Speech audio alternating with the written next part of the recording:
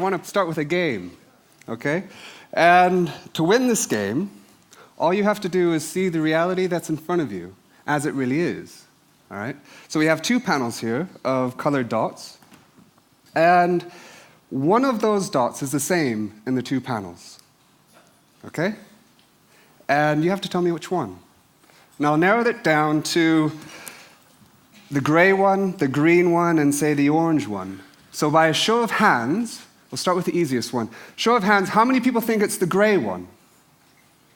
Really? Okay. How many people think it's the green one? And how many people think it's the orange one? So pretty even split. So let's find out what the reality is. Here is the orange one. Right? Here's the green one. And here's the gray one. So for all of you who saw that, you're complete realists. All right? So this is pretty amazing, actually, isn't it? Because nearly every living system has evolved the ability to detect light in one way or another. So for us, seeing color is one of the simplest things the brain does. And yet, even at this most fundamental level, context is everything. Okay? What I'm going to talk about is not that context is everything, but why is context everything? Because it's answering that question that tells us not only why we see what we do, but who we are as individuals and who we are as a society. But first we have to ask another question, which is, what is color for? And instead of telling you, I'll just show you. What you see here is a jungle scene, and you see the surfaces according to the amount of light that those surfaces reflect. Now, can any of you see the predator that's about to jump out at you? And if you haven't seen it yet, you're dead, right? Can anyone see it? Anyone? No? Now let's see the surfaces according to the quality of light that they reflect. And now you see it, right? So color enables us to see the similarities and differences between surfaces according to the full spectrum of light that they reflect. But what you've just done is in many respects mathematically impossible. Why? Because, as Berkeley tells us, we have no direct access to our physical world other than through our senses. And the light that falls onto our eyes is determined by multiple things in the world, not only the color of objects, but also the color of their illumination and the color of the space between us and those objects. You vary any one of those parameters, and you'll change the color of the light that falls onto your eye. This is a huge problem because it means that the same image could have an infinite number of possible real-world sources. So let me show you what I mean. Imagine that this is the back of your eye, okay? And these are 2 projections from the world. They're identical in every single way. Identical in shape, size, spectral content. They are the same as far as your eye is concerned.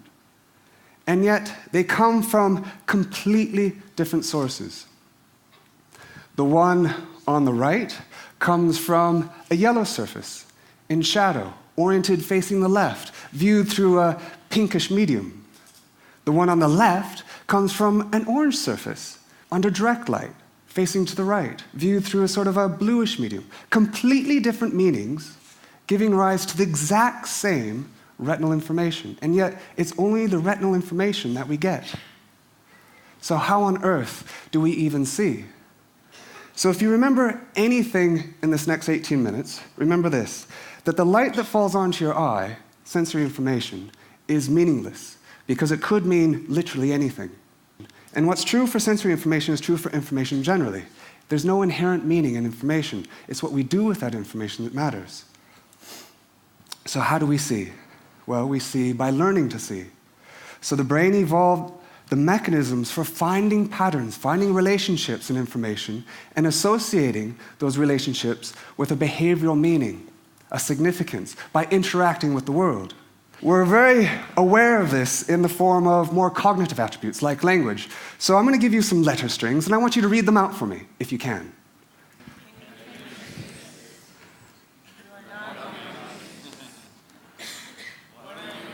What are you reading? Half the letters are missing. Right? There's no a priori reason why an H has to go between that W and A, but you put one there. Why? Because in the statistics of your past experience, it would have been useful to do so. So you do so again. And yet you don't put a letter after that first T. Why? Because it wouldn't have been useful in the past. So you don't do it again. So let me show you how quickly our brains can redefine normality, even at the simplest thing the brain does, which is color. So if I could have the lights down up here, I want you to first notice that those two desert scenes are physically the same. One is simply the flipping of the other. Okay? Now I want you to look at that dot between the green and the red. Okay? And I want you to just stare at that dot. Don't look anywhere else. And we're going to look at that for about 30 seconds, which is a bit of a killer in an 18-minute talk. Okay? But I really want you to learn. And I'll tell you, don't look anywhere else. And I'll tell you what's happening inside your head. Your brain is learning, and it's learning that the right side of its visual field is under red illumination. The left side of its visual field is under green illumination. That's what it's learning. Okay? Now, when I tell you, I want you to look at the dot between the two desert scenes. So why don't you do that now? Can we have the lights up again? So I take it from your response, they don't look the same anymore, right? Why? Because your brain is seeing that same information as if the right one is still under red light and the left one is still under green light. That's your new normal, okay? So what does this mean for context? It means I can take these two identical squares and I can put them in light and dark surrounds. Now the one on the dark surround looks lighter than the one on the light surround. What's significant is not simply the light and dark surrounds that matter. It's what those light and dark surrounds meant for your behavior in the past. So I'll show you what I mean. Here we have that exact same illusion. We have two identical tiles on the left, one in a dark surround, one in a light surround, and the same thing over on the right. Now what I'm going to do is I'm going to reveal those two scenes, but I'm not going to change anything within those boxes, except their meaning, and see what happens to your perception. Notice that on the left, the two tiles look nearly completely opposite, one very white and one very dark. Right? Whereas on the right, the two tiles look nearly the same. And yet, there is still one on a dark surround and one on a light surround. Why? Because if the tile in that shadow were in fact in shadow and reflecting the same amount of light to your eye as the one outside the shadow, it would have to be more reflective, just the laws of physics. So you see it that way. Whereas on the right, the information is consistent with those two tiles being under the same light. If they're under the same light, reflecting the same amount of light to your eye, then they must be equally reflective. So you see it that way. Which means we can bring all this information together to create some incredibly strong illusions. This is one I made a few years ago. And you'll notice you see a dark brown tile at the top and a bright orange tile at the side. That is your perceptual reality. The physical reality is that those two tiles are the same. Here you see 4 gray tiles on your left, 7 gray tiles on the right. I'm not going to change those tiles at all, but I'm going to reveal the rest of the scene and see what happens to your perception. The 4 blue tiles on the left are gray. The 7 yellow tiles on the right are also gray. They are the same, okay? Don't believe me? Let's watch it again. What's true for color is also true for complex perceptions of motion. So here we have, let's turn this around, a diamond. And what I'm going to do is I'm going to hold it here and I'm going to spin it. And for all of you, you'll see it probably spinning this direction. Now I want you to keep looking at it, move your eyes around, blink, maybe close one eye, and suddenly it'll flip and start spinning the opposite direction. Yes? Raise your hand if you got that. Yes? Keep blinking. Every time you blink, it'll switch. Right? So I can ask you, which direction is it rotating? How do you know? Your brain doesn't know because both are equally likely. So depending on where it looks, it flips between the two possibilities. Are we the only ones that see illusions? The answer to this question is no. Even the beautiful bumblebee, with its mere 1 million brain cells, which is 250 times fewer cells than you have one retina, sees illusions. Does the most complicated things that even our most sophisticated computers can't do. So in my lab, we of course work on bumblebees because we can completely control their experience and see how that alters the architecture of their brain. And we do this in what we call the bee matrix. And here you have the hive. You can see the queen bee, that large bee in the middle there. Those are all her daughters, the eggs. And they go back and forth between this hive and the arena via this tube. and you'll see one of the bees come out here. You see she has a little number on her? Yeah, there's another one coming out. She also has a number on her. Now, they're not born that way, right? We pull them out, put them in the fridge, and they fall asleep, and then you can superglue little numbers on them, right? And now in this experiment, they get a reward if they go to the blue flowers, okay? And they land on the flower. They stick their tongue in there, called a proboscis, and they drink sugar water. Now, she's drinking a glass of water that's about that big to you and I. We'll do that about 3 times and then fly, right? And sometimes they learn not to go to the blue, but to go to where the other bees go. So they copy each other. They can count to 5. They can recognize faces. And here she comes down the ladder, and she'll come into the hive, find an empty honey pot, and throw up. And that's honey. Okay? Now remember, she's supposed to be going to the blue flowers, but what are these bees doing in the upper right corner? It looks like they're going to green flowers. Now, are they getting it wrong? And the answer to the question is no. Those are actually blue flowers, but those are blue flowers under green light. So they're using the relationships between the colors to solve the puzzle, which is exactly what we do. So illusions are often used, especially in art, in the words of a more contemporary artist, to demonstrate the fragility of our senses. Okay, this is complete rubbish. Okay? The senses aren't fragile. If they were, we wouldn't be here. Okay? Instead, color tells us something completely different, that the brain didn't actually evolve to see the world the way it is. We can't. Instead, the brain evolved to see the world the way it was useful to see in the past. And how we see is by continually redefining normality. So, how can we take this incredible capacity of plasticity of the brain and get people to experience their world differently? Well, one of the ways we do in my lab and studio is we translate the light into sound, and we enable people to hear their visual world, okay? And they can navigate the world using their ears. Here's David in the right, and he's holding a camera. On the left is what his camera sees, and you'll see there's a line, a faint line going across that image. That line is broken into 32 squares. And each square, we calculate the average color, and then we just simply translate that into sound. And now he's going to turn around, close his eyes, and find a plate on the ground with his eyes closed.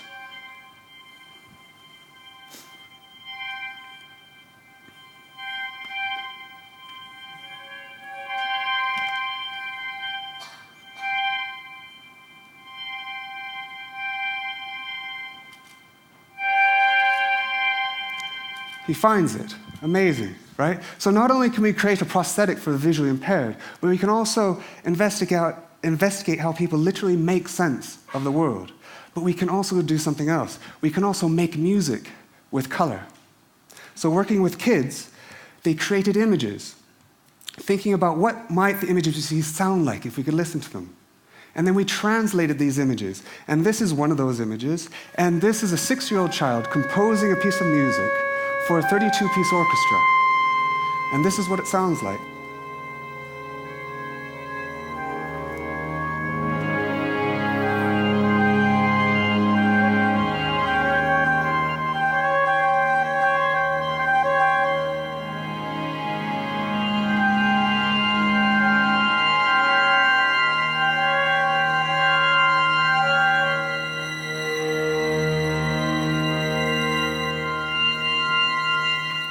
So a 6-year-old child, okay? Now, what does all this mean? What this suggests is that no one is an outside observer of nature, okay? We're not defined by our essential properties, by the bits that make us up. We're defined by our environment and our interaction with that environment, by our ecology. And that ecology is necessarily relative, historical, and empirical, right? So what I'd like to finish with is this over here, because what I've been trying to do is really celebrate uncertainty, because I think only through uncertainty is there potential for understanding. So if some of you are still feeling a bit too certain, I'd like to do this one. So if we have the lights down, and what we have here, can everyone see 25 purple surfaces on your left, and 25 call it yellowish surfaces on your right. So now what I'm going to do, I'm going to put the middle 9 surfaces here under yellow illumination by simply putting a filter behind them. All right? Now you can see that changes the light that's coming through there, right? Because now the light's going through a yellowish filter and then a purplish filter. And I'm going to do this opposite on the left here. I'm going to put the middle 9 under a purplish light, okay? Now, some of you will have noticed that the consequence is that the light coming through those middle 9 on the right, or your left, is exactly the same as the light coming through the middle 9 on your right. Agreed? Yes? Okay, so they are physically the same. Just pull the covers off. Now remember, you know that the middle 9 are exactly the same. Do they look the same? No. Question is that an illusion? And I'll leave you with that. So thank you very much.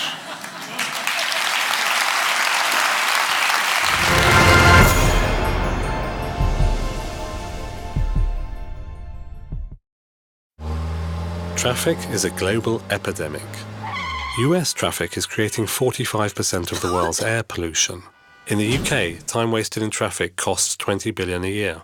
Would you pay for cleaner air and a faster commute? Stockholm put it to a vote. I voted for it, yes. I voted for it. I vote for it. We're not old enough to vote. We had to do something in Stockholm to improve the environment and to get a better flow in the traffic. We put a price on taking your car into the central parts of Stockholm, and we call that congestion charges. If you start a system like this and it doesn't work on the first day, then you will be in big trouble. It must be perfect from day one. There are 18 entry gates to the city. Each is equipped with cameras. Pictures are taken of the rear and front license plates. These pictures are sent to a central system that identifies the license plates and makes sure that the right person pays for the right passages. One of the obstacles we overcame was the OCR, the optical character reading of the license plate. We went out to IBM's global organization and the R&D centers and find a very good software we could use. And we managed to implement it in 2 months' time. This is the heart of the system where all images and passages are being processed. Over 99% of all pictures are correctly identified. So it's nice. This is how it should be all the time.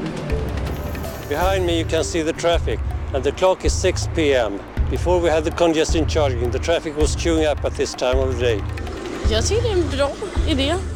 I think it's a good idea because I think that we should take care of the environment in the city. The traffic went down with about 22% and the air pollution was about 14% better. It's a huge international interest from different parts of the world, from the United States, from Latin America, from China, and it's really a pleasure to tell people not what we are planning to do, but what we actually have done in Stockholm. I voted for it, yes I did. Not my husband, so but I did. I think he is not thinking like me for the future. I'm thinking for the children and the grandchildren.